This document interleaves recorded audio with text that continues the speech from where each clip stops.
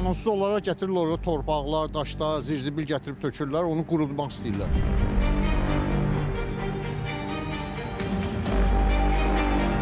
Göllər müxtəlif vasitələrlə, müxtəlif tullantılarla doldurulur, qurdulur, yerində yeni fərdi yaşayış evləri tikilir, yeni tikililər inşa olunur.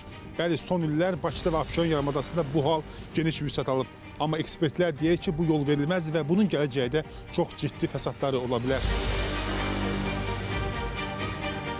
Abşeron gölləri çox yüksək ekosistem dəyərlərinə malik olan göllərdir. Bu göllərdə tarixən çox yaxşı balıqlar yaşayıb. Digər tərəfdən bu göllər quşların həm qışlama yeri olubdur, həm də su quşlarının daimi yaşayış yerləri olublar. Üçüncü bir tərəfdən Abşeron göllərinin mikroiqlim təsirləri çox böyükdür. Göl ətrafı olan ərazilərdə yayda həmişə sərin olur, qışda temperatur nisbətən daha yüksək olur. Çox təəssüflər olsun ki, bu göllər bir çox adamların kommersiya maraqlarına tuş gəlməyə başladı və bu göllər intensiv şəkildə qurudulmağa başladı.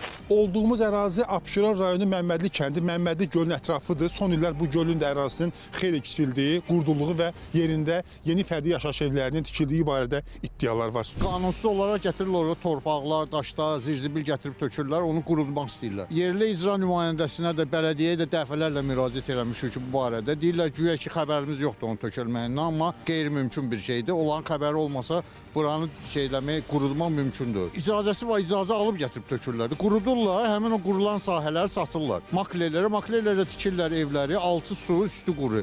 Sonradan yenə həmin o sakinlərdə problem yaranır. Deməli, gölün qurudulan hissəsində daha bir ev tikilir və ev artıq suyun içindədir və suyun içində tikilən evin gələcəyini təsəvvür etmək çətin deyil.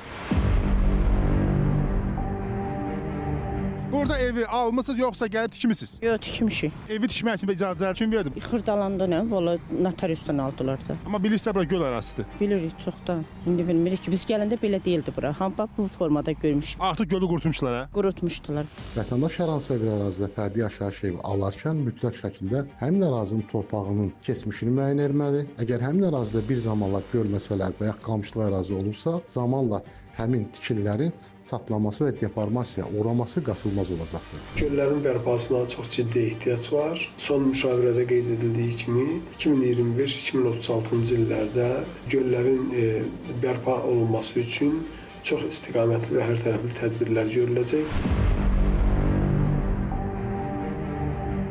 Bələdiyyənin məlumatı var, dolduran şəxsləri tapa bilmirik. Doldurur burada ev tikirləri. Tikən şəxslər barədə məlumat yoxdur bələdiyyədə. Məmmədlidə ev tikilir, amma sizin xəbəriniz yoxdur. Bəli, bəli. Bir daşı daş üstə qoymaq olar, kimsə xəbər olmadan. Görünüş olub da.